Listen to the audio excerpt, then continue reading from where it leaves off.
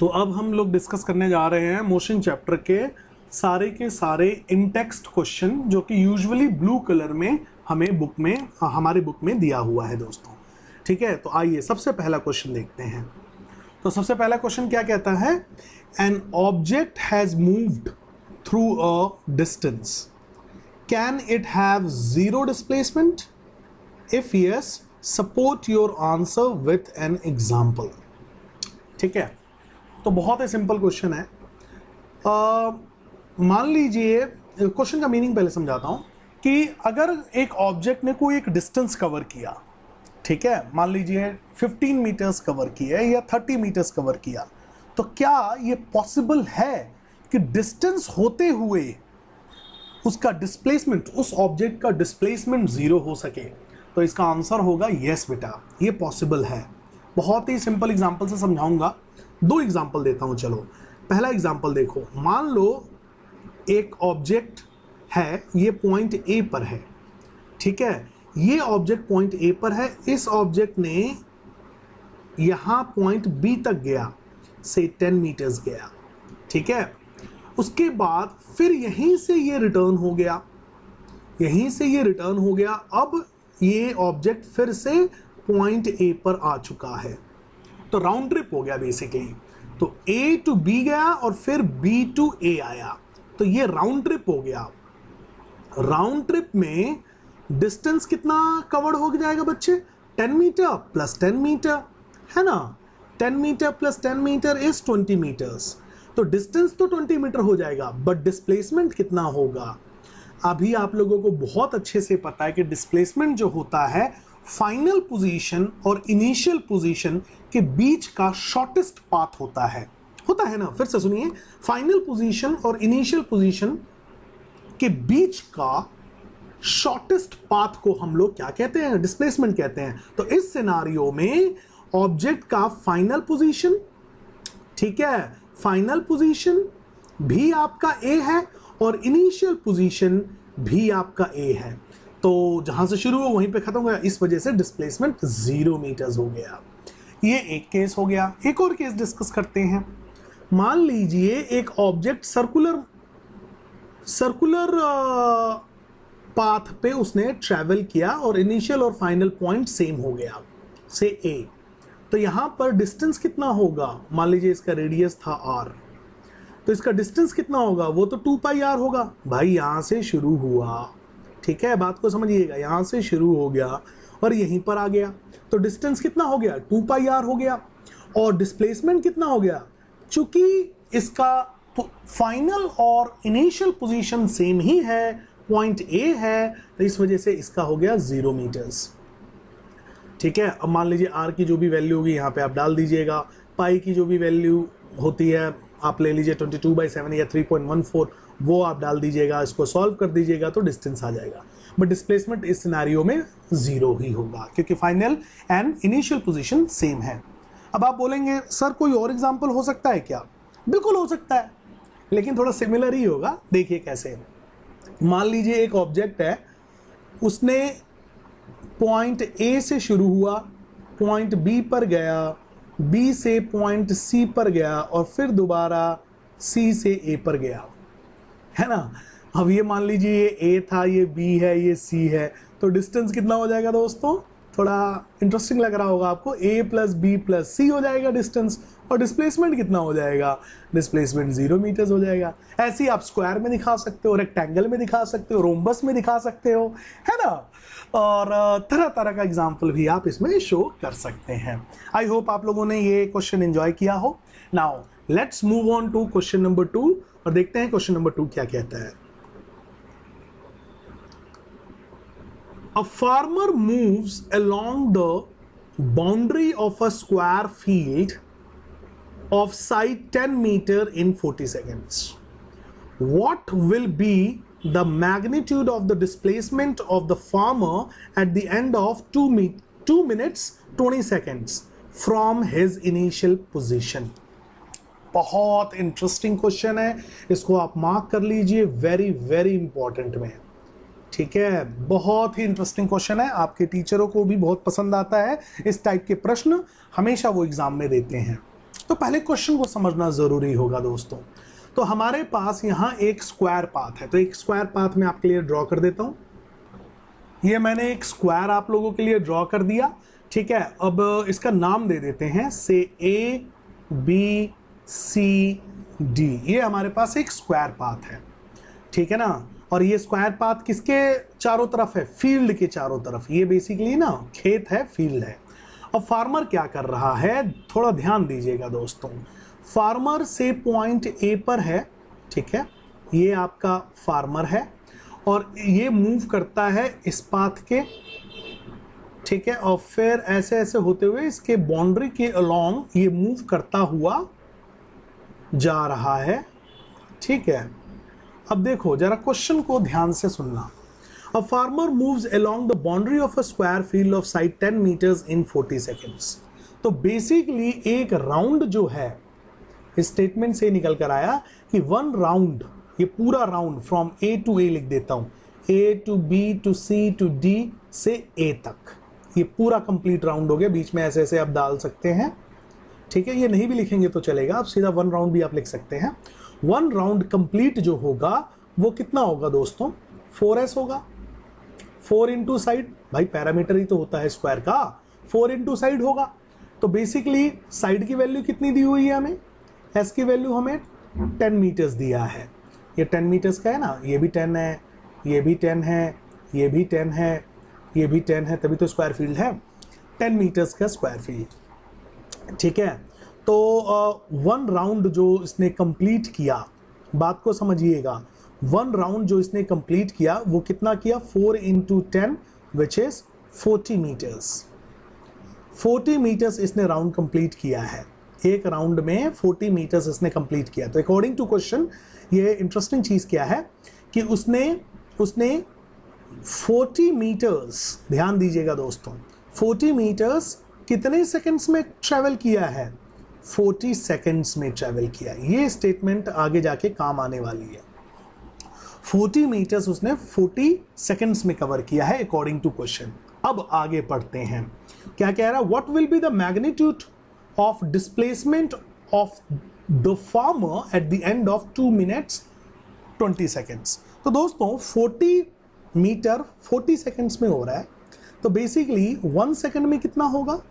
ये देखो, यहाँ पे करके दिखा देता हूँ। मान लो 40 seconds equals to 40 minute 40 metres, तो 1 सेकंड कितना हो जाएगा? ये इधर जाके डिवाइड हो जाएगा, तो बेसिकली 40/40 हो जाएगा, तो कट के आ गया 1 मीटर। तो मैं कह सकता हूँ कि 1 सेकंड में 1 मीटर हमारा फार्मर ट्रैवल कर रहा है, ठीक है ना। हमारा फार्मर ट्रैवल कर रहा है और एक राउंड और दूसरे इंटरप्रिटेशन हम क्या लिख सकते हैं कि वन राउंड उसने कितना ट्रैवल किया है, कितने समय में ट्रैवल किया है? 40 सेकंड्स में ट्रैवल किया है।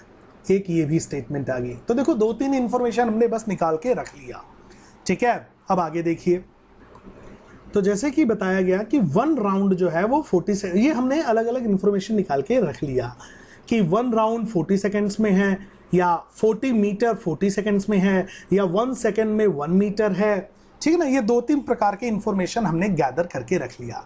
अब देखो अगेन अकॉर्डिंग टू क्वेश्चन, अब फिर से क्वेश्चन के मुताबिक वो क्या कह रहा था?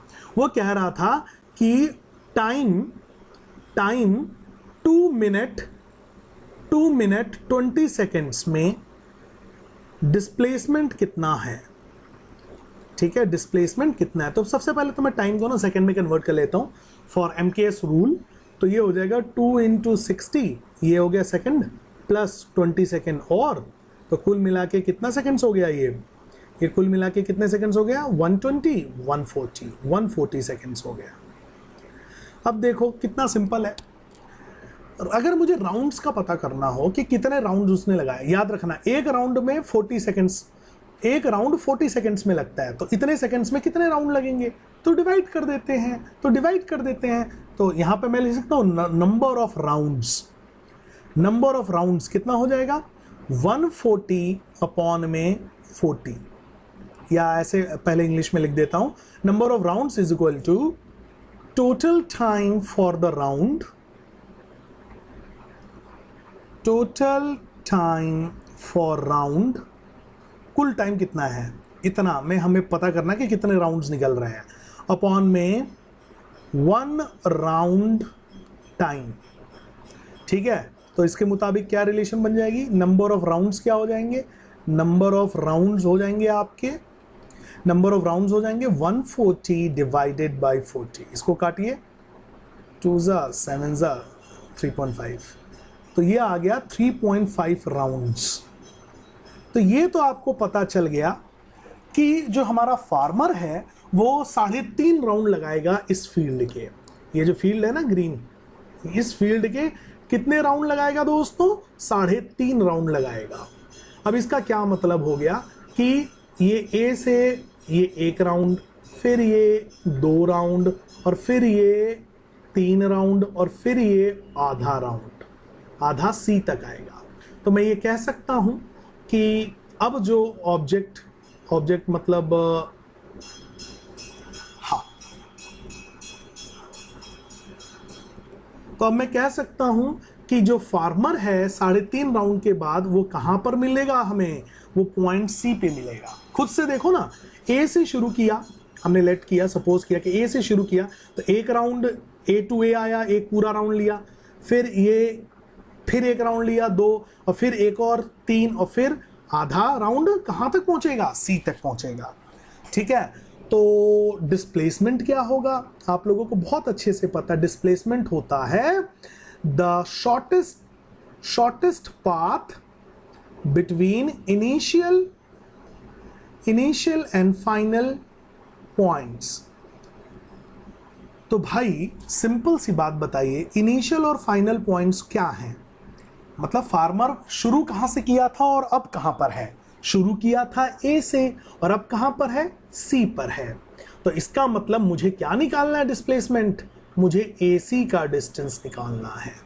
अब AC कैसे निकलेगा, आपको ये ट्रायंगल नजर आ ही रहा होगा, आ रहा है ना, ये ट्रायंगल नजर आ रहा है, और ये आ गया 90 डिग्री यहाँ पर है। क्यों है, क्योंकि ये स्क्वायर फील्ड था। तो और इसकी वैल्यू कितनी है, ये 10 मीटर्स की है, ये 10 मीटर्स की है, इसको हमें निकालना है। ठीक है, तो एक शॉर्ट में मैं ये कह सकता हूं कि डिस्प्लेसमेंट जो है वो क्या होगा, वो AC होगा। और AC है क्या, what is AC? AC is the diagonal of square ABCD, है कि नहीं। और आप लोगों को बहुत अच्छे से पता है डायगोनल की वैल्यू क्या होती है, किसी भी स्क्वायर की डायगोनल की वैल्यू होती है √2 टाइम्स साइड, यही होता है ना, √2 टाइम्स साइड। तो यहां पर मेरे पास AC डायगोनल की वैल्यू क्या आ जाएगी, √2 × 10। तो AC डायगोनल की वैल्यू हो जाएगी 10√2। ठीक है, और मीटर्स आप लिखेंगे क्योंकि डिस्प्लेसमेंट है, तो 10√2 हो जाएगा। अगर आप √2 की वैल्यू डालना चाहें तो आप √2 की वैल्यू आप डाल सकते हैं, वरना आप यहां भी छोड़ सकते हैं। तो दोस्तों ये एक इंटरप्रिटेशन है इस क्वेश्चन का करने का, एक वन ऑफ द शॉर्टेस्ट तरीका है। ठीक है, तो एक बार रिकैप कर देता हूं, कुछ नहीं था, एक फील्ड थी ABCD, एक फील्ड था जिसका 10 मीटर्स हमें दिया हुआ था कि इसका जो डायमेंशन है वो 10 मीटर्स का है। हमारा फार्मर है जो कि पूरा एक कंप्लीट राउंड जो है दोस्तों वो 40 सेकंड्स में लगाता था। ठीक है, वो 40 सेकंड्स में एक कंप्लीट राउंड लगाता था। ठीक है ना, जो कि एक कंप्लीट राउंड 40 सेकंड्स में लगाता था। तो इससे मैंने कई सारी इंफॉर्मेशन निकाल के रख लिया, अगर मुझे फ्यूचर में ज़रूरत हुआ तो, अदरवाइज इसी से काम चल जाएगा। फिलहाल तो हमने इसी से काम चलाया। खैर 40 मीटर्स 40 सेकंड्स में एक इंटरप्रिटेशन ये हो सकता था। 1 सेकंड की अगर मैं बात करूं तो 1 सेकंड में 1 मीटर एक इंटरप्रिटेशन ये हो सकता था। और एक इंटरप्रिटेशन तो ये हमने लिखा ही है दोस्तों कि 1 राउंड जो है वो 40 सेकंड्स में हो गया। ये तो हमने फर्स्ट स्टेटमेंट से हमने लिख लिया। फिर उसके बाद हमने क्या किया दोस्तों, हमने इसी इंटरप्रिटेशन को उठाया कि भाई टोटल टाइम इन लोगों ने हमें दे दिया था 120 सेकंड्स। 120 सेकंड्स में डिस्प्लेसमेंट पूछ रहे थे तो कहां पे होगा, तो डिस्प्लेसमेंट का पता करने के लिए हमें फार्मर की एग्जैक्ट पोजीशन का पता होना जरूरी था। इस वजह से हमने राउंड निकाले कि भाई ए से वो शुरू कर रहा है तो 3.5 राउंड वो टोटल लगा रहा था। 140 सेकंड्स में 3.5 राउंड लगा रहा था। तो इसकी पोजीशन हमें पता चल गई कि भाई एक round complete, 2 round complete, 3 round complete और फिर आधा राउंड, तो ए से लेकर सी तक वो बंदा पहुंचा होगा। अब हमें एसी का, क्योंकि हमें बहुत अच्छे से पता है डेफिनेशन ऑफ द डिस्प्लेसमेंट कि it is the shortest path between the 2 points, है ना, तो ए और सी हमारे पास पॉइंट्स आ चुके थे, initial points and final points आ चुके थे, तो इसके बीच का मुझे डिस्टेंस निकालना था। चूंकि फिगर स्क्वायर दिया हुआ था तो डायरेक्ट मैंने डायगोनल का कॉन्सेप्ट लगा दिया कि भाई किसी भी स्क्वायर का डायगोनल जो होता है √2 टाइम्स साइड होता है, ठीक है, ये 5th 6th क्लास में बताया जाता है, ठीक है ना। तो मेरे पास साइड की वैल्यू थी 10 और √2 से मल्टीप्लाई करके 10√2 मेरे पास आ गया। मान लीजिए आपको ऑन द स्पॉट ये क्लिक नहीं किया तो आप इसमें पाइथागोरस थ्योरम भी लगा सकते हैं इस ट्राइंगल के अंदर, ठीक है, तो भी आंसर सेम ही आएगा। इनफैक्ट आपके स्टेप्स 2-3 बढ़ जाएंगे और टाइम में 1 मिनट एक्स्ट्रा लगेगा, but you will get eventually the same answer which is 10√2 metres. I hope आप लोगों को क्वेश्चन नंबर 2 अच्छे से समझ में आ गया हो। Now let's move on to question number 3। तो दोस्तों ये एक इंटरेस्टिंग क्वेश्चन है, which of the following is true for displacement, ठीक है, हमें ट्रू बताना है कि कौन सा ट्रू है। It can not be zero, भाई अभी तो थोड़ी देर पहले ही हम लोगों ने डिस्कस किया था, ठीक है, कि डिस्प्लेसमेंट जीरो, ये देखिए ना फर्स्ट क्वेश्चन में हमने डिस्कस किया था ना, डिस्प्लेसमेंट जीरो हो सकती, कई सारी एग्जांपल्स हमने दिए थे कि नहीं दिए थे, तो ये स्टेटमेंट तो अपने आप ही गलत हो जाएगी। Which of the statement is true for displacement, it can not be zero, no भाई it can be zero, it can be zero. और फर्स्ट क्वेश्चन जो हमने डिस्कस किया उसके अंदर अच्छे से इसको एक्सप्लेन किया हुआ है। तो दूसरा स्टेटमेंट क्या पूछ रहा है, क्या कह रहा है, its magnitude is greater than the distance travelled by the object. नहीं बच्चे, ये चीज पॉसिबल नहीं है, ये कभी भी पॉसिबल नहीं हो सकता। देखो डिस्टेंस और डिस्प्लेसमेंट में ना कुछ इंटर रिलेशनशिप आपको बताता हूं, ध्यान दीजिएगा दोस्तों मेरे प्यारे बच्चों। देखो क्या इंटर रिलेशनशिप है, याद रखना कि डिस्प्लेसमेंट जो है वो इक्वल हो सकता है डिस्टेंस के,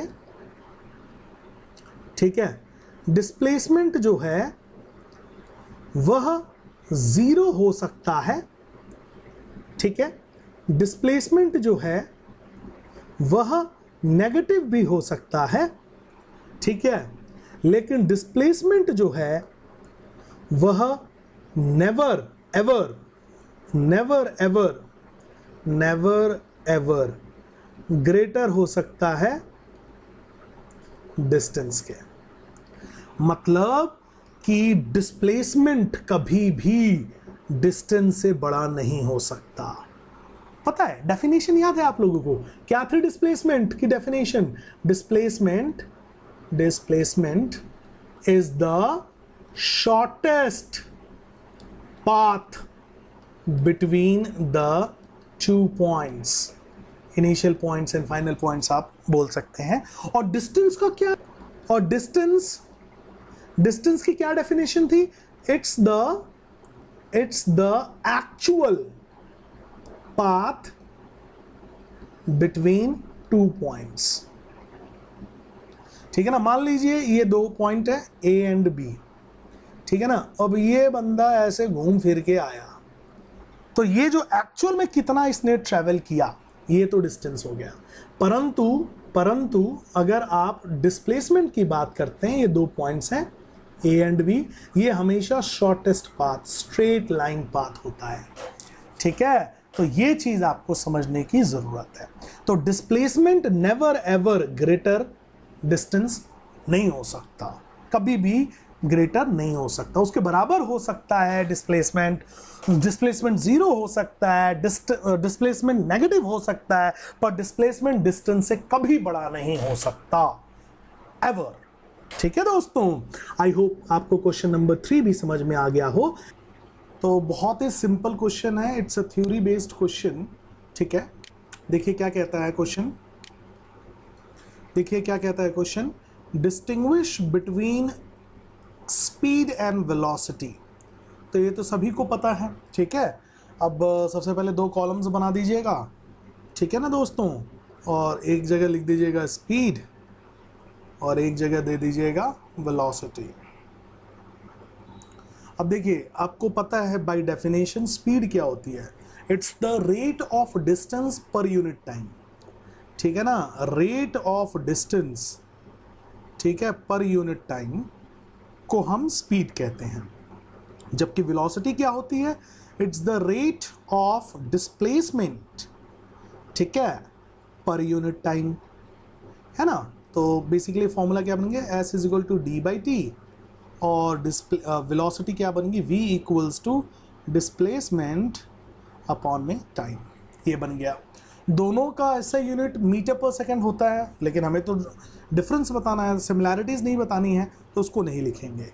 दूसरी चीज़ क्या हो सकती है दोस्तों, स्पीड जो है ना, स्पीड कैन बी ज़ीरो हो सकती है, ठीक है, और पॉजिटिव हो सकती है, ऑल राइट। बट वेलोसिटी जो है दोस्तों, वेलोसिटी जो है वो ज़ीरो हो सकती है, बात को समझिएगा, ज़ीरो हो सकती है, पॉजिटिव भी हो सकती है, और तो और ये नेगेटिव भी हो सकती है, ठीक है ना। पॉजिटिव, नेगेटिव, ज़ीरो, ये तीनों हो सकती है, जबकि स्पीड जो है वो ज़ीरो या पॉजिटिव होगी। तीसरा हम क्या डाल सकते हैं, ठीक है, तीसरा ये डाल सकते हैं कि ये एक स्केलर क्वांटिटी है, इसमें सिर्फ ओनली मैग्नीट्यूड होता है, इसमें सिर्फ मैग्नीट्यूड होता है। और वेलोसिटी क्या है बच्चों, ये है एक वेक्टर क्वांटिटी, वेक्टर क्वांटिटी है, ये स्केलर क्वांटिटी है, ये क्वांटिटी यहाँ लिख दीजिएगा, ये वेक्टर क्वांटिटी है, और वेलोसिटी एक वेक्टर क्वांटिटी है जिसमें मैग्नीट्यूड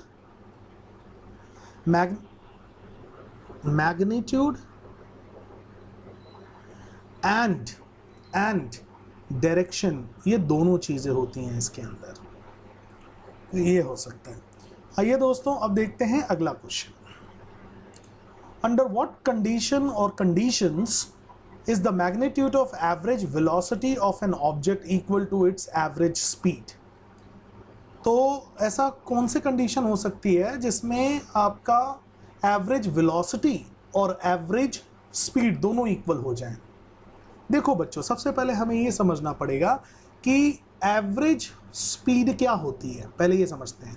एवरेज स्पीड होती है total distance over total time, ये होता है ना,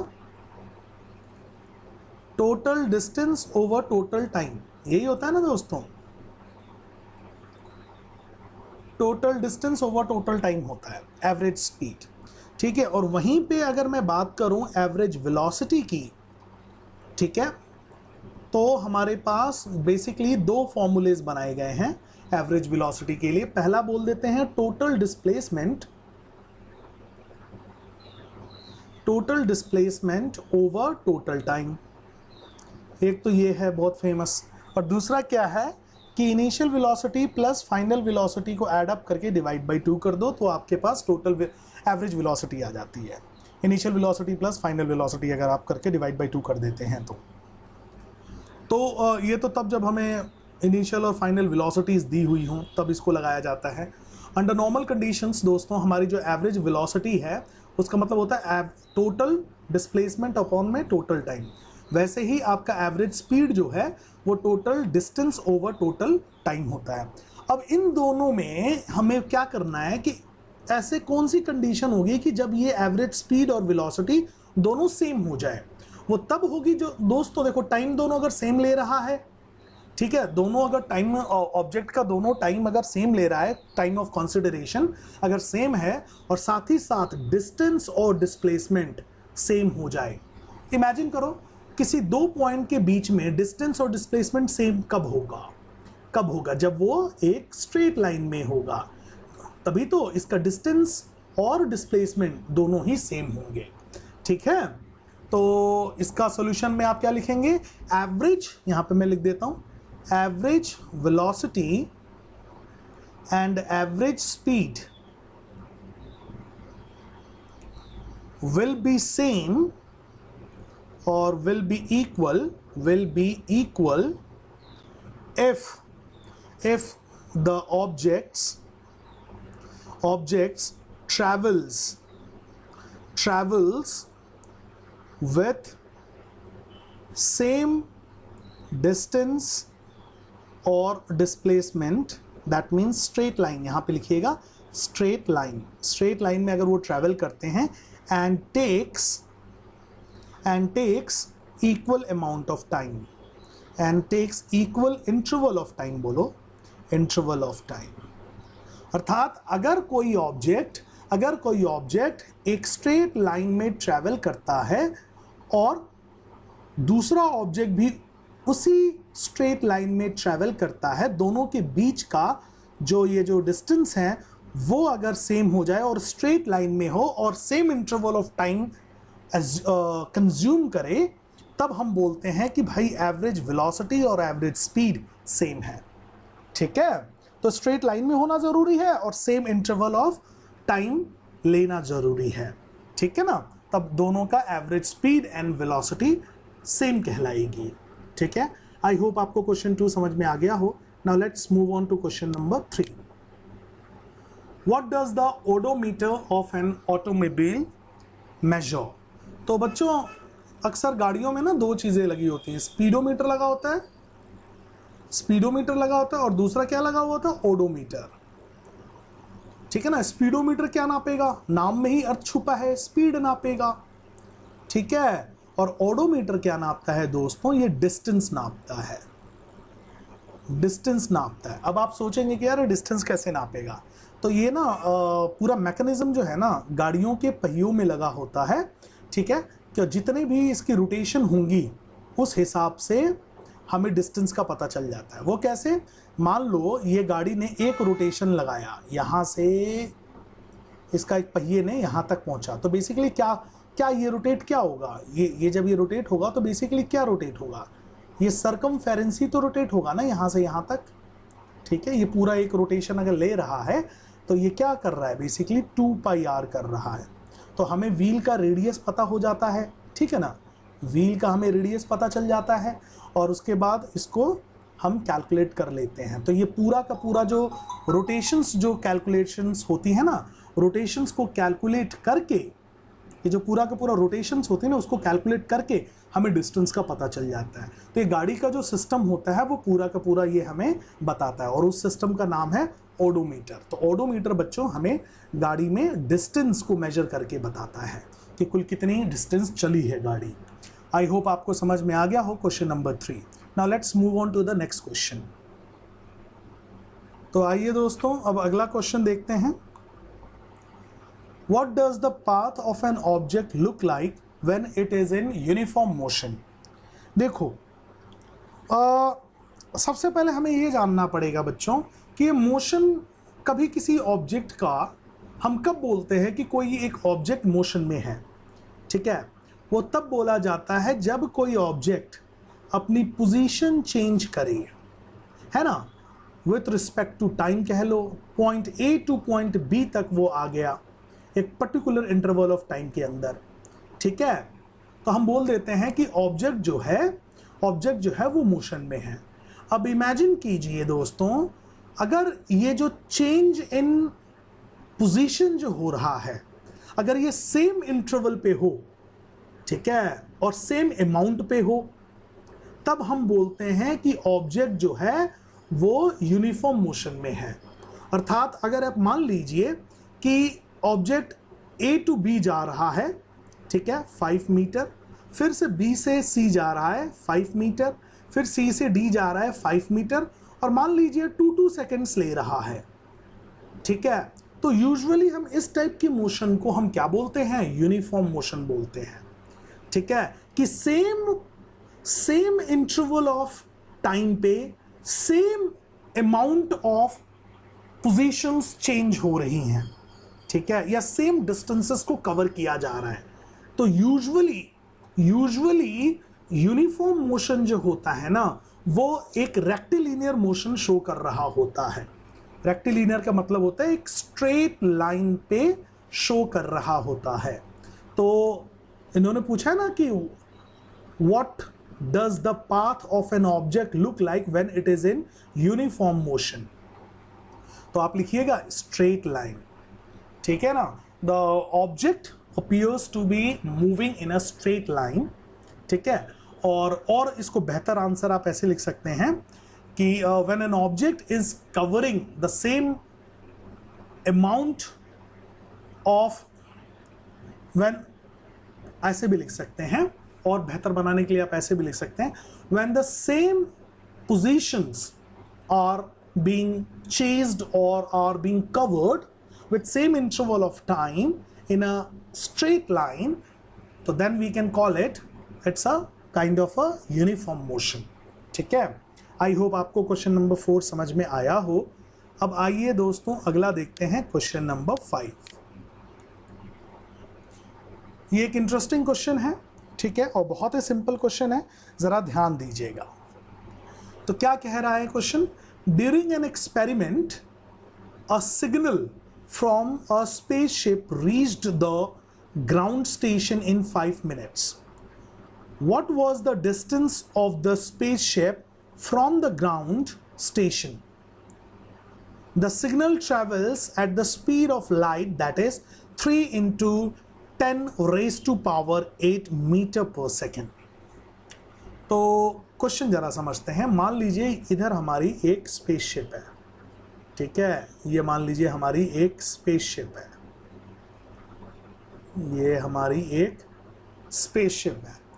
इसने सिग्नल भेजा, ठीक है, इसने सिग्नल भेजा हमारे से ग्राउंड स्टेशन पे, ठीक है, इसने हमें सिग्नल भेजा ग्राउंड स्टेशन पे। मान लीजिए ये आपका ग्राउंड स्टेशन है। तो स्पेसशिप ने ग्राउंड स्टेशन पे सिग्नल भेजा, ठीक है। अब जो सिग्नल आ रहा है, सिग्नल की स्पीड क्या दी हुई है? सिग्नल की स्पीड दी है दोस्तों लाइट की स्पीड के बराबर, which is 3 into 10 raised to power of 8 metre per second दिया है, ठीक है। और ये सिग्नल पहुंचने में टाइम कितना लगा रहा है? ये देखिए ना, ये स्पीड दिया था, ठीक है दोस्तों, और टाइम कितना लगा रहा है? 5 मिनट्स बोला है ना, 5 मिनट्स लगा रहा है।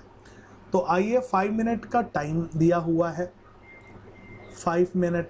चूंकि हम MKS सिस्टम फॉलो करते हैं, आप लोगों को मैं बार बार बताता रह रहा हूं कि MKS सिस्टम फॉलो करना है, मीटर, किलोग्राम एंड सेकेंड, चीज़ों को ऐसे डालना है। तो ये 5 मिनट जो होगा, ये सिमिलर का साइन होता है, 5 मिनट जो होगा वो किसके बराबर हो जाएगा? 5 into 60 which is equals to 5 6 30, 300 seconds. तो दोस्तों हमें डिस्टेंस पूछा था, डिस्टेंस हमें पूछा है, तो हमें बहुत अच्छे से मालूम है कि स्पीड जो होती है वो क्या होता है? डिस्टेंस अपॉन में टाइम होता है ना। तो सब कुछ उठा के डाल देते हैं। स्पीड कितना है? 3 into 10 की पावर 8 इक्वल्स, डिस्टेंस हमें निकालना था और अपॉन में टाइम हो गया 300, ये इधर जाके मल्टीप्लाई हो जाएगा। तो क्या बन जाएगा? डिस्टेंस इक्वल्स 3 into 10 की the power of 8 into 300 which will be equals to, ये देखो 3 3s are 9 हो जाएगा, 00 into 10 की पावर 8, और आंसर आ जाएगा मीटर्स में। एक तो ये तरीका है लिखने का, एक और तरीका है जिसे हम साइंटिफिक नोटेशन कहते हैं, उसके मुताबिक आपको ऐसे लिखना चाहिए 9.00 into 10 की पावर 8। चूँकि ये दोनों को आपने पॉइंट्स, इसकी वैल्यू को आप डिमोलिश कर रहे हैं, तो आप इसको ऐसे लिख सकते हैं, ठीक है। फिर से ये आ गया मीटर्स। एक तरीका ये भी है, और प्रॉपर वे में इसको इसके साथ ऐडअप कर देते हैं, पावर को पावर के साथ ऐडअप कर देते हैं, तो क्या हो जाएगा? 9 into 10 की रेज टू पावर 10 मीटर्स, ये हमारा डिस्टेंस हो जाएगा। तो बहुत बढ़िया तरीका होगा आपको ऐसे लिखने का, ठीक है। और साइंटिफिक नोटेशन में इसको ऐसे लिखा जाएगा 9.0 into 10 की द पावर ऑफ 10 मीटर्स, ऐसे लिखा जाएगा। तो कोई भी प्रेजेंटेटिव मैनर में आप इसको शो कर सकते हैं। आई होप आप सभी को ये चीज़ समझ में आ गया हो।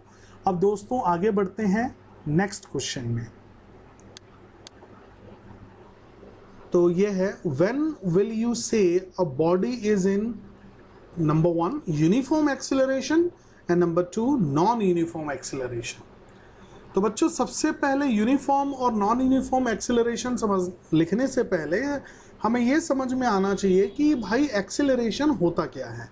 तो आप लोग बहुत अच्छे से पता है कि एक्सेलरेशन को स्मॉल लेटर ए से डिनोट करते हैं, जिसकी डेफिनेशन ये कहती है it's the rate of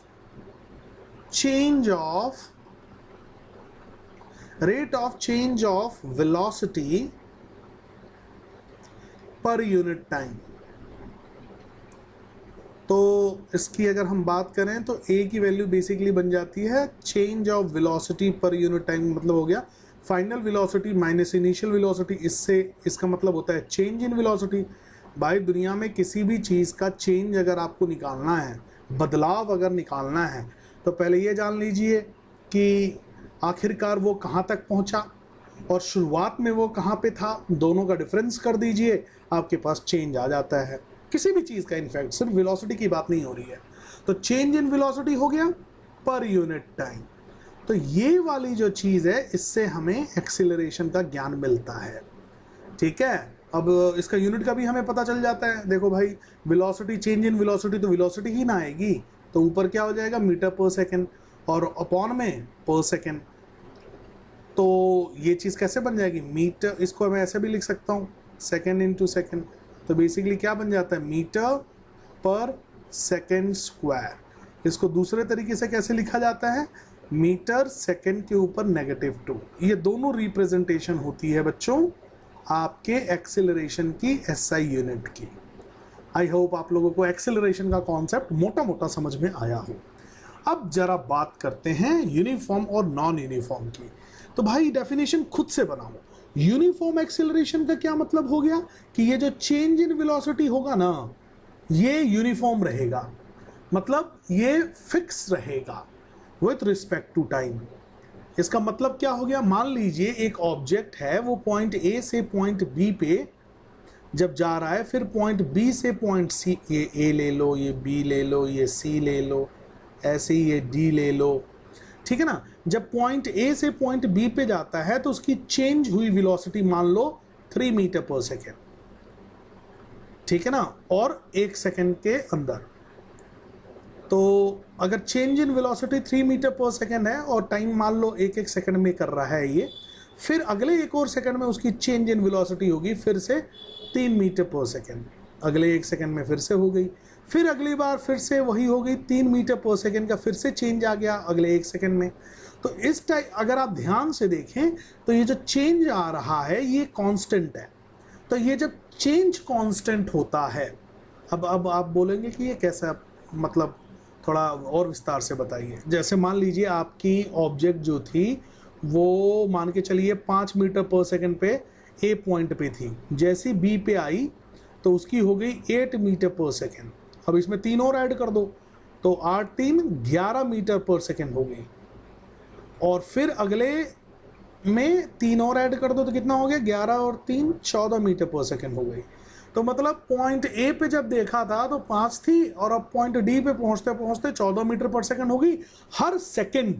her second मेरे प्यारे बच्चों उसमें कितना का चेंज आ रहा है, बार बार 3-3 मीटर पर सेकेंड का आ रहा है। तो इस टाइप का जो ये मोशन होता है, इस टाइप का ये जो मोशन होता है, तो इसको हम बोलते हैं यूनिफॉर्म एक्सिलरेटेड मोशन। तो डेफिनेशन लिख देते हैं, यूनिफॉर्म एक्सिलरेटेड मोशन ऐसे लिखिए, यूनिफॉर्म एक्सिलरेटेड या acceleration, accelerated motion can be defined as for an object which keeps on changing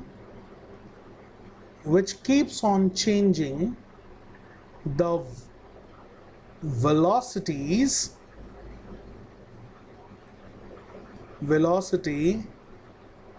with changing the same velocity, changing the same velocity with same interval of time, ठीक है। तो हम उसको क्या बोलते हैं, हम उसको बोलते हैं यूनिफॉर्मली एक्सेलरेटेड मोशन या यूनिफॉर्म एक्सेलरेशन मोशन। अब इसको नॉन यूनिफॉर्म में कैसे बताएंगे? अब इसी चीज़ में अगर मेरे को नॉन यूनिफॉर्म को एक्सप्लेन करना है तो बहुत ही सिंपल है। अब मान लीजिए यही एग्जाम्पल, इस येलो वाले एग्जाम्पल को ही देखिए। अब मान लीजिए 3 पहले A to B में 3 गया, अगली बार फिर 2 गया, ठीक है, अगली बार से 5 गया, ठीक है। तो ये अगर बार बार चेंज हो जा रहा है, ये जो चेंज है ये कांस्टेंट नहीं रह रहा है, और ये अगर बार बार चेंज हो जा रहा है तो मेरे प्यारे बच्चों वो यूनिफॉर्म की जगह नॉन यूनिफॉर्म एक्सेलरेटेड मोशन हो जाता है। तो ये सब कुछ आप एज इट इज लिख दीजिए, और यहाँ पे लिखा था ना with same changing the same velocity की जगह आप लिख दीजिए changing the non same velocity बोल सकते हो, या विद डिफरेंट वेलोसिटीज बोल सकते हो with respect to same interval of time. तो यहां पर आपने टोटली क्या लिखना है? चेंजिंग द डिफरेंट वेलोसिटीज, यहां पे लिख दीजिए different velocities with same interval of time. तो भाई एक एक सेकंड में ये 3 होता है तो यूनिफॉर्म हो गया। एक एग्जांपल के रूप से समझा रहे हैं।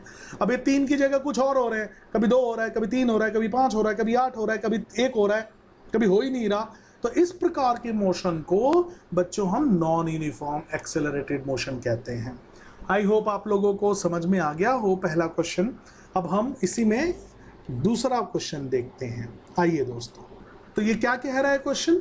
अ bus decreases its speed from 80 kilometre per hour to 60 kilometre per hour in 5 seconds. Find the acceleration of the bus. तो ये एक सिंपल क्वेश्चन है। देखिए आप गिवन फैक्ट्स लिखिए पहले।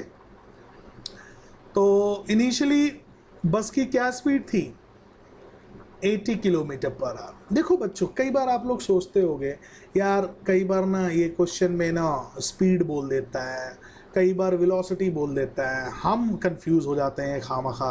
तो देखो बच्चों, वेलोसिटी और स्पीड का कॉन्सेप्ट जो है, देखो एक मैं लिख के दिखाता हूँ। वेलोसिटी और स्पीड का जो कॉन्सेप्ट है, वेलोसिटी और स्पीड दोनों सेम होती है, बस एक माइन्यूट सा डिफरेंस है।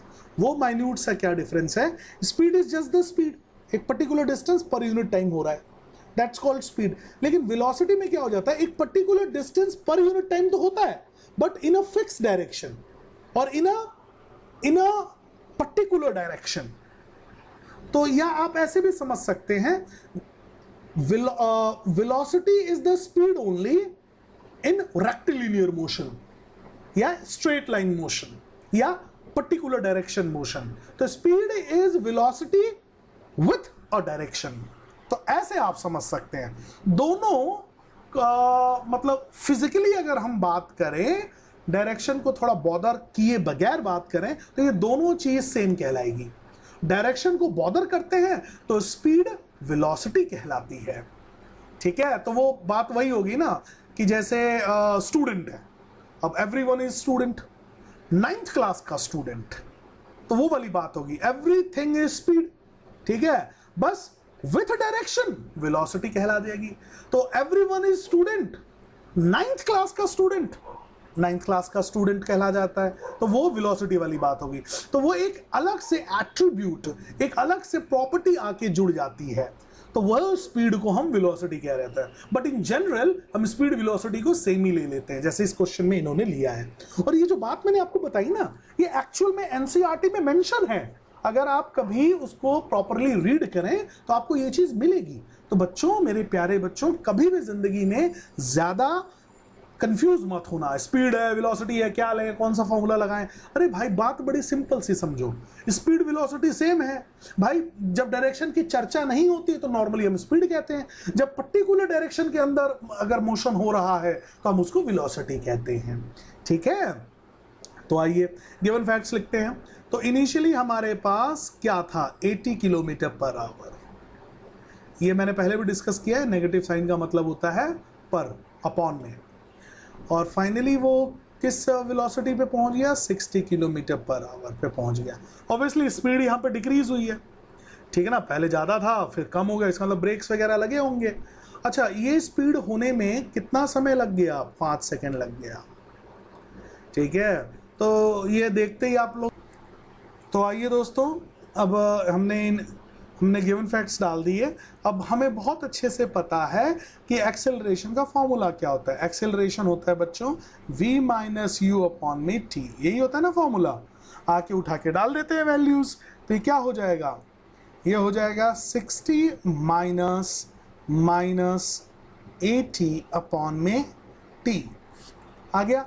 अब जल्दी से कर देते हैं, ये क्या हो जाएगा, माइनस का साइन आ जाएगा, -20 अपॉन में 5, ठीक है। और ये कट के कितना हो गया 4। तो क्या अल्टीमेटली आंसर क्या आया दोस्तों, -4। यूनिट क्या हो जाएगा, kilometre per our into second. अब बोलोगे ये कौन सी यूनिट है, ये किस प्रकार की यूनिट सर आप ले आए। तो बच्चों बात बड़ी सिंपल सी है। देखो आपने ये किस में सॉल्व किया, ये जो चेंज आया था, ये -20 जो चेंज आया था दोस्तों, ये किस में आया, ये किलोमीटर पर आवर में आया ना, ये किलोमीटर पर आवर में आया। और ये टाइम किस में था, ये सेकंड में था, तो अपॉन में सेकंड। तो बेसिकली कैसे बनेगा, ये किलोमीटर अपॉन में आवर इंटू सेकंड। तो बेसिकली इसको हम कैसे लिखते हैं, इसको हम ऐसे ही ना लिखते हैं। फिर आप बोलोगे कि यार ये कुछ अजीब से यूनिट है, शायद टीचर ना एक्सेप्ट करे। ऑब्वियसली बच्चे बिल्कुल टीचर एक्सेप्ट नहीं करेगी, क्योंकि ये आवर में है, ये सेकंड में है, ये ऐसा नहीं चलता। एक यूनिफॉर्मिटी नहीं है, ठीक है, एक यूनिफॉर्मिटी नहीं है। तो बच्चों इस पे आपके मार्क्स कटेंगे। तो इस वजह से हमें क्या करना चाहिए, मैं हमेशा अपने बच्चों से कहता हूं, आप सभी लोगों से, कि MKS सिस्टम फॉलो करना है। MKS सिस्टम का मतलब होता है मीटर किलोग्राम सेकंड। तो भाई ये किलोमीटर पर आवर है ना, इसको सबसे पहले हमें मीटर पर सेकंड में करना पड़ेगा।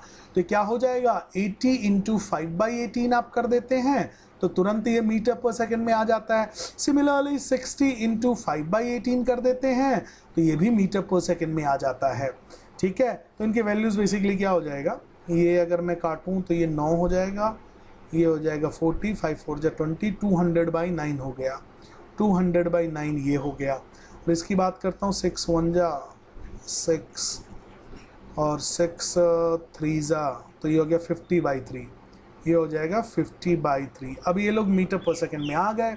अब हम एक्सीलरेशन जो है हम निकाल सकते हैं। तो एक्सीलरेशन की वैल्यू कितनी हो जाएगी दोस्तों, ये हो जाएगा आपका 50/3 माइनस 200/9, जो भी आंसर आएगा डिवाइडेड बाई 5, ठीक है। तो एक्सेलरेशन की वैल्यू हो जाएगी, एलसीएम लेते हैं पहले, 9 आ गया, 3 और 3 से मल्टीप्लाई करेंगे तो 150 ये हो गया, माइनस 200 ये हो गया, और जो आंसर आएगा डिवाइड बाई 5 करना है।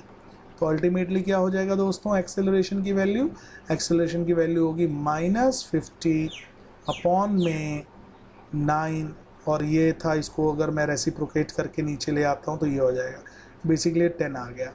तो क्या हो गया acceleration will be equals to -10/9। तो अप्रॉक्सीमेटली इसकी वैल्यू जो होगी दोस्तों वो नेगेटिव कितना आएगा, नेगेटिव 1.1 आ गया। अब इसकी यूनिट क्या आएगी दोस्तों, मीटर पर सेकेंड स्क्वायर। अब इस बात पे आपको मार्क्स मिलेंगे फुल।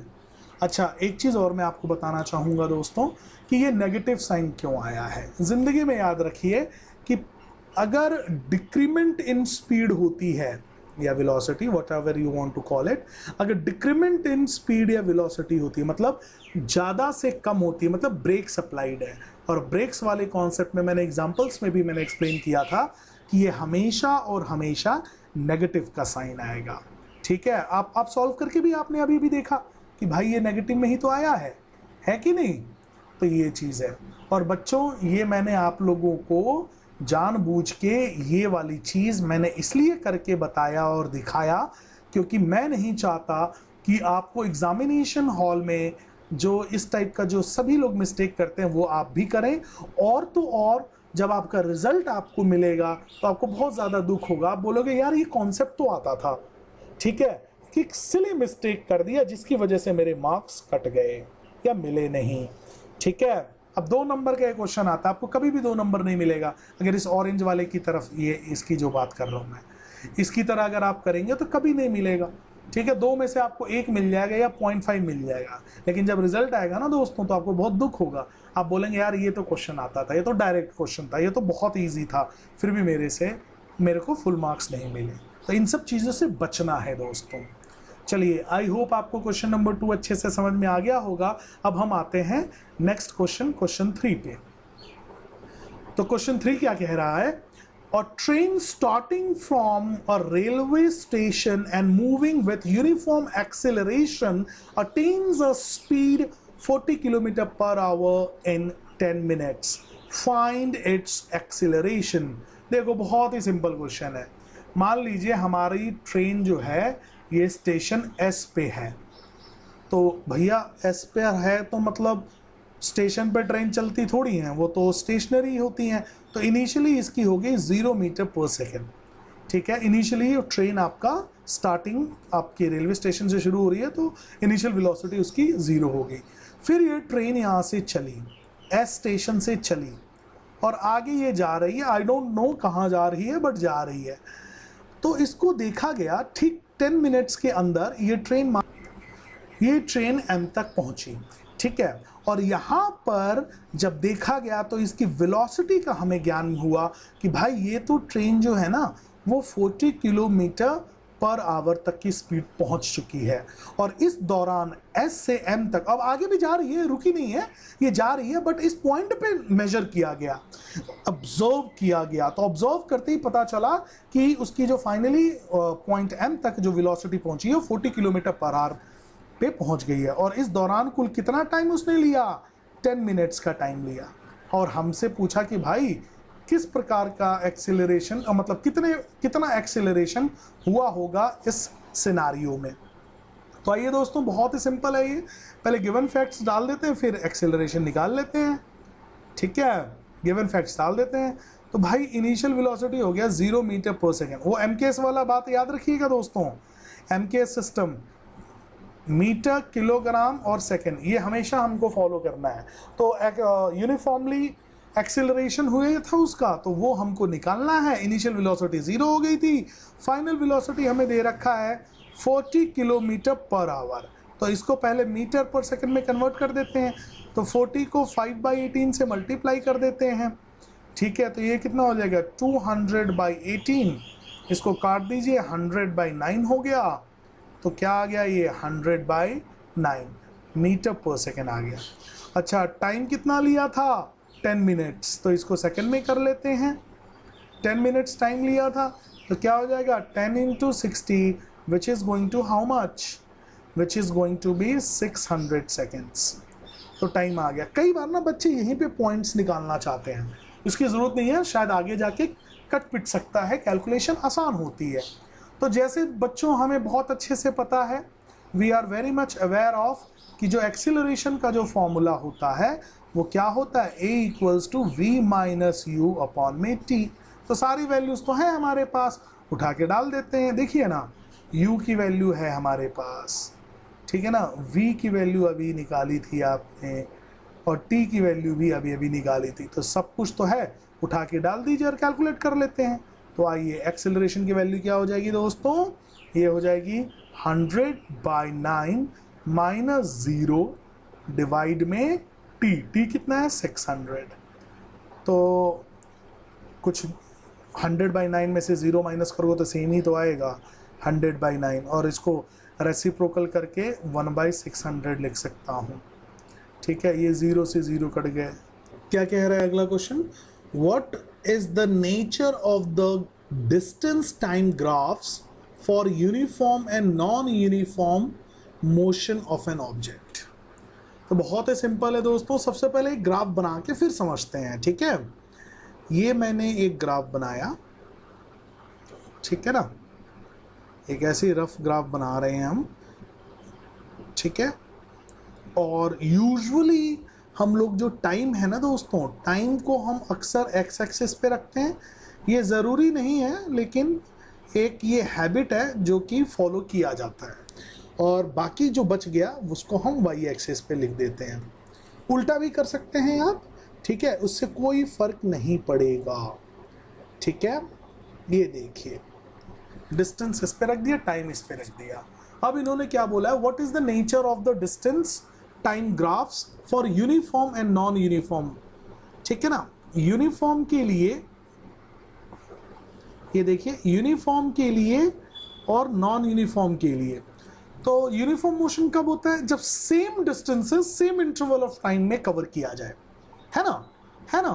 तो same distance same interval of time में अगर कवर करना है तो ये कुछ ऐसा ग्राफ आएगा। मतलब आप समझिए, ये अगर ये देखिए, इसके कुछ डिवीजन से समझने की कोशिश करते हैं। मान लीजिए कि सारे डिवीजन्स इक्वल हैं, ठीक है, और ये टाइम की डिवीजन्स मान लीजिए ये इक्वल हैं, 2-2 सेकंड का टाइम ले लिया। थोड़ा समझने की ये मैं आपको आर्बिट्रीज वैल्यू में बस आपको इमेजिन करने के लिए लिख रहा हूँ, ये सब लिखने की ज़रूरत नहीं है दोस्तों, ठीक है। इसको ले लीजिए 2, 4, 6, 8, 10 एंड सो ऑन। अब देखो जरा इमेजिन करते हैं, 5 मीटर का डिस्टेंस से फॉर इंस्टेंस ये करीब करीब 2 सेकेंड्स में ट्रेवल किया। तो अगला जो है वो अगला 5 मतलब 10 तक भी वो अगर 2 तक ट्रेवल कर रहा है, ये करीब करीब 4 पे आ गया, ठीक है, ये करीब करीब 4 पे आ गया। भाई ये एक क्या बोलते हैं, एक हाथ से बनाया हुआ ग्राफ है, तो इस वजह से थोड़ा सा डिफरेंस आपको नज़र आएगा। वैसे ही ये देखिए, अगर सेम इंटरवल ऑफ टाइम में सेम ये चीज़ ट्रैवल हो, मतलब ये स्ट्रेट लाइनें होंगी, परपेंडिकुलर लाइंस होंगी, ये भी परपेंडिकुलर लाइंस होंगी। अगर ये चीज़ सेम एक ऐसी स्ट्रेट लाइन अगर आए, ठीक है, किसी भी ऑब्जेक्ट की ऐसी स्ट्रेट लाइन अगर आती है दोस्तों, तो ये यूनिफॉर्म मोशन के लिए एप्लीकेबल है। तो यूनिफॉर्म मोशन के लिए आपका ग्राफ कुछ इस प्रकार का होगा। और इसी में आप समझ लीजिए नॉन यूनिफॉर्म कैसा होगा दोस्तों, ये रेड में समझते हैं। तो ये देखो कैसे भी हो सकता है, ये इस टाइप का कर्व हो सकता है, कोई ऐसा कर्व हो सकता है, कोई ऐसा कर्व हो सकता है, कैसा भी कर्व हो सकता है, इनमें से कोई भी लाइन आप बना सकते हैं। इसका मतलब क्या हुआ, ऐसे समझो, इसका मतलब क्या हुआ यार, स्पीड ना मतलब क्या बोलते हैं, यूनिफॉर्म मोशन पहले शुरू कर रहा था, फिर बाद में ना कांस्टेंट हो गया और फिर उसके बाद रुक गया। ये स्ट्रेट लाइन जो है ये रुकने का प्रतीक है कि भाई देखो 25 मीटर पे आके, 25 मीटर पे जहाँ से उसने इनिशियलाइज किया था, 25 मीटर के आके और फिर वो स्टेशनरी हो गया, रुका हुआ है, और फिर वो कुछ फिर ऐसा हो गया। तो चलना फिरना इस टाइप का जो ग्राफ्स होते हैं, मतलब कैसे भी लाइंस आएंगी तो वो नॉन यूनिफॉर्म के लिए होगा। आई होप आप लोगों को समझ में आ गया होगा uniform and non uniform motion on distance time graph कैसा शो करता है। अब आइए दोस्तों अगला प्रश्न देखते हैं। अभी नेक्स्ट क्वेश्चन क्या कह रहा है कि what can you say about the motion of an object whose distance time graph is straight line parallel to time axis. ये देखा, ये तो अभी एक्सप्लेन कर दिया, ये वाली चीज स्टेशनरी है। डिस्टेंस टाइम ग्राफ में अगर, अच्छा पहले मैं बना के दिखाता हूँ, चलो ये मान लीजिए ये डिस्टेंस, ये टाइम हो गया, ये डिस्टेंस हो गया है दोस्तों कि डिस्टेंस टाइम ग्राफ पे स्ट्रेट लाइन है पैरेलल टू टाइम एक्सेस। ये टाइम आपने लिया है ना, अब मान लीजिए ये एक पैरेलल लाइन आ गई। इसका क्या मतलब हुआ कि ऑब्जेक्ट को जब मान लीजिए 2 सेकेंड, 4 सेकेंड, 6 सेकेंड, अगेन ये सब लिखने की ज़रूरत नहीं है दोस्तों, ये आपके बस समझने के लिए। मान लीजिए 2 सेकेंड पे देखा तो ऑब्जेक्ट 10 मीटर पे शो हो रहा था, फिर 4 सेकेंड, जैसे 2 सेकेंड और बीते, 4 सेकेंड पे देखा मैंने तो भी ऑब्जेक्ट की पोजीशन वही 10 मीटर पे ही थी। 6 पे देखा, 8 पे देखा, 10 पे देखा, ये 12 हो जाएगा, 10 पे देखा या 12 पे देखा, जब भी देख रहा हूँ तब भी, जब कभी भी देख रहा हूँ तब ही उसी वक्त ही वो 10 मीटर पे ही नज़र आ रहा है, मतलब जो उसकी इनिशियल पोजीशन थी वो वहीं पर है। तो इस टाइप के इस टाइप के ग्राफ के लिए हम बोलते हैं कि भाई ऑब्जेक्ट जो है ना वो स्टेशनरी है, तो ऑब्जेक्ट इज एट रेस्ट, आप आंसर लिखेंगे। ठीक है, अब अगला ग्राफ जरा समझने की कोशिश करते हैं कि क्या है ये। What can you say about the motion of an object, what can you say about the motion of an object if the speed time graph is a straight line parallel to time axis? आइए दोस्तों एक graph बना के समझते हैं पहले। ये रहा स्पीड टाइम ग्राफ दोस्तों। अब हमें क्या करना है, हमें करना है if the speed time graph is straight line or straight line parallel to time axis। तो एक लाइन बनाते हैं, मान लीजिए ये एक लाइन है पैरेलल टू टाइम एक्सेस। इसका क्या मतलब हुआ, मान लीजिए यहाँ पर 5 स्पीड 10 20 25 के बीच में और ऐसे ऐसे चल रहा है। मान लीजिए यहाँ पर से 24 किलोमीटर पर आवर है, या मीटर पर सेकेंड ले लो, चलो एम के सिस्टम की बात करते हैं। मीटर पर सेकेंड 24 पे है, तो जब मैं 2 सेकेंड पे देखता हूं तो भी 24 मीटर पर सेकेंड पे चल रहा है, 4 सेकेंड पे देखता हूं तो भी 24 मीटर पर सेकेंड पे चल रहा है, 6 पे देखता हूं तो भी सेम 24 मीटर पर सेकेंड पे, मतलब कभी भी मैं इसको देखता हूं तो 24 मीटर पर सेकेंड पे ही है। तो इसका क्या मतलब हो गया कि ये एक कांस्टेंट स्पीड से चल रहा है। तो यहाँ पे लिख दूंगा मैं कि this type of graph shows constant speed of the object, आप ऐसे लिख सकते हैं। आई होप आप लोगों को ये वाला ग्राफ भी अच्छे से समझ में आ गया हो। Now let's move on to the next question. अब एक क्वेश्चन नंबर 4 क्या कह रहा है, आइए देखते हैं। What is the quantity which is measured by the area occupied below velocity time graph। चाहे स्पीड टाइम ग्राफ हो या वेलोसिटी टाइम ग्राफ हो, सेम ही इंटरप्रिटेशन होती है दोस्तों। आइए जरा देखते हैं।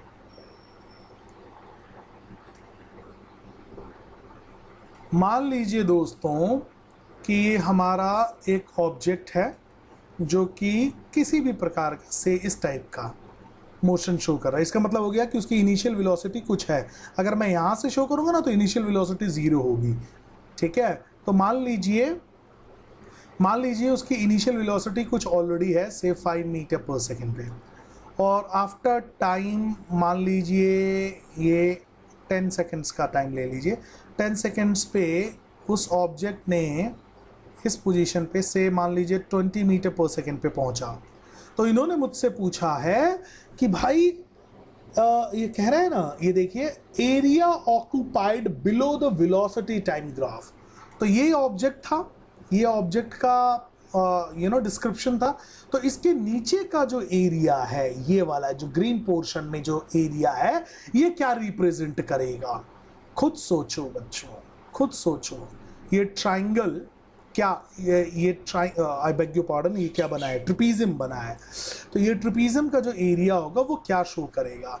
तो ये जो एरिया होता है ना दोस्तों, खुद से पता करते हैं। चलो, तो ये क्या है? ये आप मान लीजिए ये लेंथ हो गई, साइड 1 हो गया ये मान लीजिए ये साइड 2 हो गया ये, ठीक है, और इसके बीच का ये हाइट हो गया। तो बेसिकली ये एरिया क्या हो जाएगा? ये टाइम है और स्पीड है। तो स्पीड इनटू टाइम अगर हम देखें तो क्या निकल कर आएगा? स्पीड इनटू टाइम जो होगा वो होता है डिस्टेंस। ठीक है, देखिए ना, speed is equal to distance upon में टाइम होता है, ये इधर जाके मल्टीप्लाई हो जाता है। तो बेसिकली क्या बनता है? ये स्पीड इनटू टाइम बनता है, विच इज डिस्टेंस।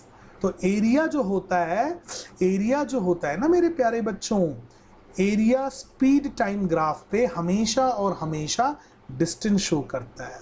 तो यहाँ पे लिख देता हूँ मैं, एरिया इक्वल्स टू डिस्टेंस, या डिस्प्लेसमेंट भी बोल सकते हैं।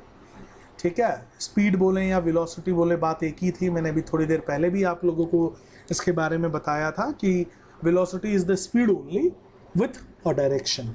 ठीक है, तो अगर इस ट्रिपीजियम का अगर एरिया भी अगर आप वैसे कैलकुलेट करते हैं तो क्या होता है? Half side 1 plus side 2 into height होती है ना। साइड 1 प्लस साइड 2 बेसिकली क्या आ जाएगा? ये दोनों स्पीडों का ही तो समीशन होगा ना। तो 5 प्लस 5 हो गया, I beg you pardon, 5 plus 20 हो गया। ठीक है, और हाफ ये हो गया और इनटू एच, एच कितना था हाइट टाइम से 10 सेकेंड्स, तो बेसिकली क्या बन जाएगा 25 इंटू 10 डिवाइडेड बाई 2, ये 5 हो गया, तो बेसिकली 125 क्या आंसर आएगा, मीटर आएगा। तो इस सिनारियो में ये जो एरिया जो आया है वो 125 मीटर, जो कि एक डिस्टेंस को रिप्रेजेंट करेगा। ठीक है, तो ये चीज़ आप ऐसे समझ सकते हैं। प्लस ये चीज़ आप ज़िंदगी में याद भी रख सकते हैं, हैशटैग नोट डाल के भी मैं लिख देता हूँ। ठीक है, ये आप हमेशा एज इट इज़ लर्न भी कर लीजिए कि भाई हैशटैग वेलोसिटी टाइम ग्राफ हो या स्पीड टाइम ग्राफ हो, area always represents distance, always represents distance. ठीक है दोस्तों, आई होप आपको ये क्वेश्चन नंबर 4 समझ में आ गया होगा। Now let's move on to the next question.